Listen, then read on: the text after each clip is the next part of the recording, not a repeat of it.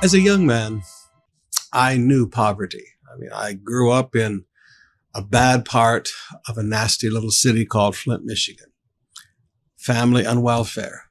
Used to wear my dead grandfather's clothes and my dead grandfather's shoes. And when you're just a boy, it looks like Bozo the Clown walking down the street wearing your grandfather's shoes. I know what it's like not to eat food in the house. I know poverty. I've been there. I've lived through it. And so maybe I'm a little harsh with it because I understand poverty is not a nice thing.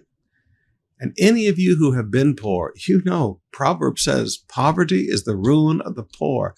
Poverty is a destructive force in the human life and the human existence.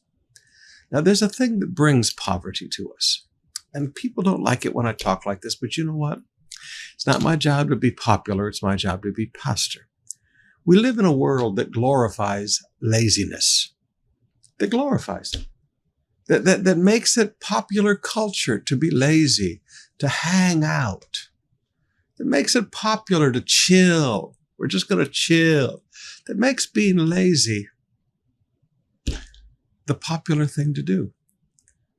But young people, listen to me. Listen to what God says about laziness. Proverbs 24, beginning with verse 30.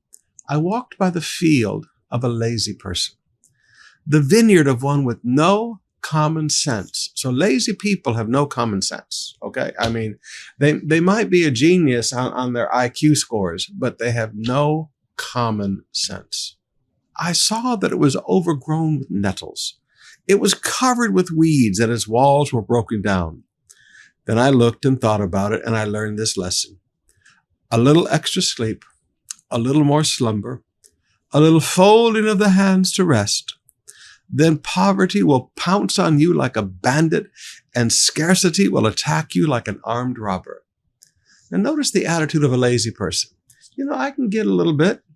My vineyard will still be there. It'll still grow grapes. It won't be like these other vineyards. It won't produce as much as these other vineyards, but I don't want to work that hard. So I'm not going to clear the nettles and I'm not going to clear the weeds. I'm just going to take what I can get from it. And that's how they live their life. Just taking what you can get rather than really building something that will be really productive. Let me say that again. This is the attitude of a lazy person. Just taking what you can get, not even maintaining things, but just taking what you can get and never putting in the effort to build something productive.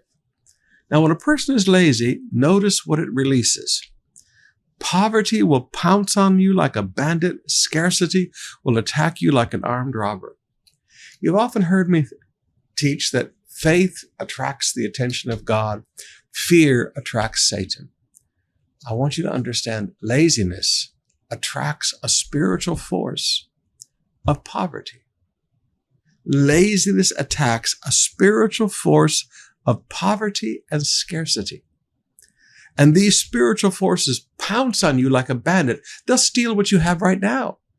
See, when poverty attacks a lazy person, it doesn't leave them with just a little bit. It takes what you have, even the little that you have. Poverty is a thief. Scarcity is an armed robber. Scarcity is a thief. So if you think that being lazy and just having enough to get by, I don't want to work hard in life. I want to have just enough to get by. If you think that you're going to be able to just have a get by life, you're not going to have a get by life.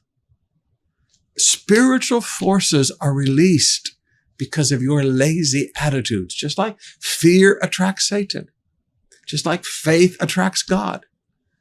Laziness attracts these spiritual forces of poverty and scarcity, and they attack and take away even the little that you have. You say, well, Pastor, what do? Learn to work hard. Learn the discipline of working hard. Learn the discipline of continuing to work when everybody else quits. You say, well, that's hard, Pastor. People will make fun of me. But just like every other good habit in life, just like every other good virtue or ethic in life, it's something that you have to work at and develop. Learn to develop the heart and the attitude of hard work.